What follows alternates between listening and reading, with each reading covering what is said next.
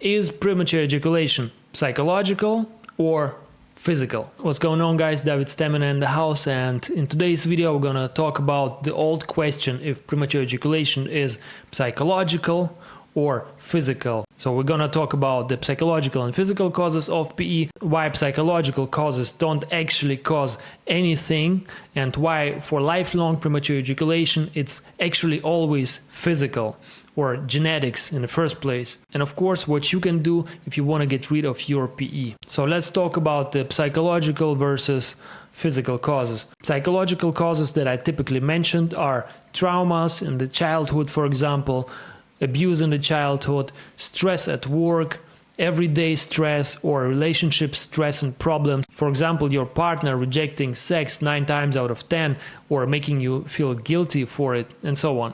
Those are the psychological causes that are typically mentioned. Another psychological cause that's very often mentioned is that you trained yourself to finish quickly because you feared that someone would enter the room. So you just had to masturbate quickly, and now your anxiety of being caught made you a premature ejaculator. It's all bullshit, of course. We're gonna get to that in a minute.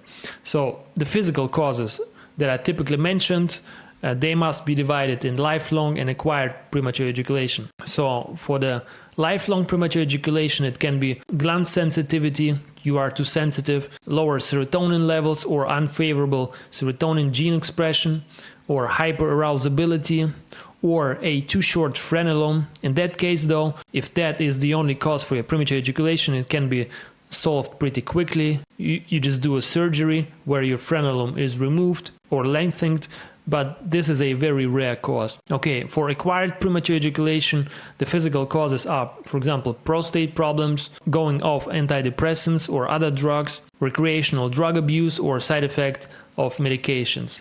Just to name a few examples. Okay, those are the causes. The psychological causes we talked about: traumas, child abuse, stress at work, relationship problems, and so on.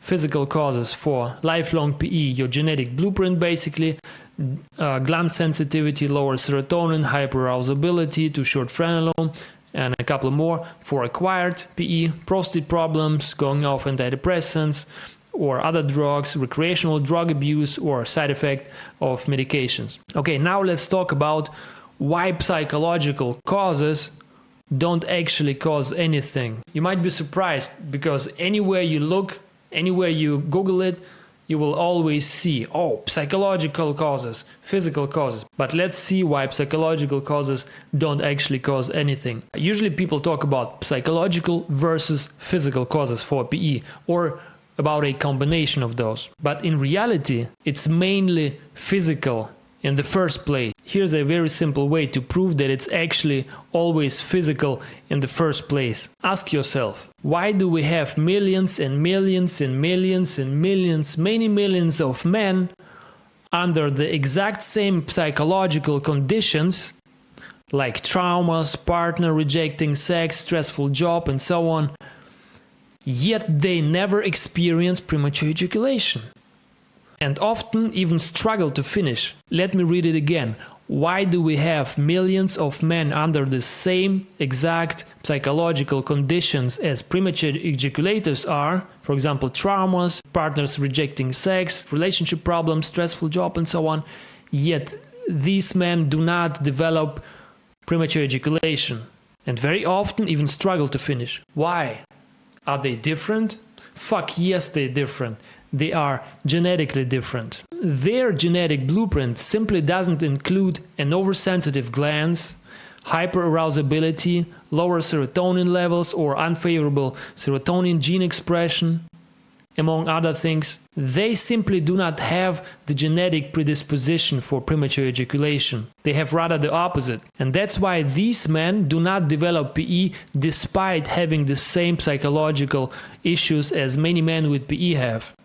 Child abuse or sexual traumas, stress, relationship problems, and so on. What happens is that those psychological causes do not actually cause PE in the first place, but rather can exacerbate your PE if you do happen to have the genetic predisposition for it. Again, the genetic predisposition for PE is oversensitive glands, hyperarousability, lower serotonin levels, and a couple of other things. If you do not have it, then the same psychological problems will not cause any PE, never. Alright, I hope it makes sense.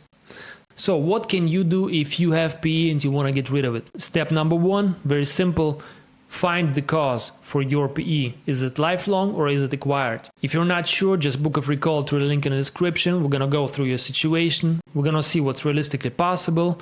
We're gonna see if I can help you, and if I can help you, we can start the coaching. So step number 1, find the cause for your PE. Is it lifelong or acquired? What is it? And the step number 2, if you have acquired PE, then remove the cause if possible. If you have lifelong PE, then simply apply all the methods and techniques I teach in my coaching and in my courses, and you will last longer in bed. If you want to work with me, just book a free call through the link in the description, as I said, and we'll see if I can help you. And the goal during this call is to understand your situation and to see if I can help you. And as soon as I see, yes, I can help you, we can start the coaching and make you a sex machine. Yeah. And on the same website where you book the call, you can read countless testimonials of my past clients and see how my method works. We have people going from 0 to 60 minutes, from 3 to 30 minutes, from 2 to 20 minutes. We have guys with different situations, guys from 1 minute to 30 minutes, and so on. So if you want to get rid of your premature ejaculation, just book a free call, and I'll see you in the next video. Bye.